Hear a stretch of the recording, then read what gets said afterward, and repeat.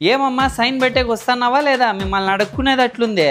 పోయినసారి నేనే కదక్క వచ్చింది, ఆ పాపని అడుగు వస్తాదేమో. అక్క ఈరోజు శుక్రవారం అక్క, నమాజ్ చదివేది ఉంది. అది కాక నా కూతురికి క్యారీర్ ఇచ్చిరాళ్ళ, మా ఆయనకి బేదలు పట్టినాయి. నువ్వైనా రామ్మా సైన్ పెట్టేకి. నాకు ఆడైతుందక్క సైన్లు పెట్టేకి. అయ్యో సైన్ పెట్టేకేమమ్మా నీకు? ప్రతిసారి ఆ పాపకే సైన్లు పెట్టేకి పిలుస్తా అంటే చేతులు నరుక్కోయిందక్క. అది ఇద్దరు కలిసి. నీ బెస్ట్ ఫ్రెండ్ ఉంది కదా అక్క, ఆమెతో చేపించుకో సైను. ఏడకున్నావే డ్రెస్? జూడియోలోనా? గ్రూప్లో 10 మంది ఉన్నారు, ముగ్గురే వచ్చినారేంటికి? మీటింగ్లు అంటే ఏంటికి వస్తారు అక్క వీళ్ళు?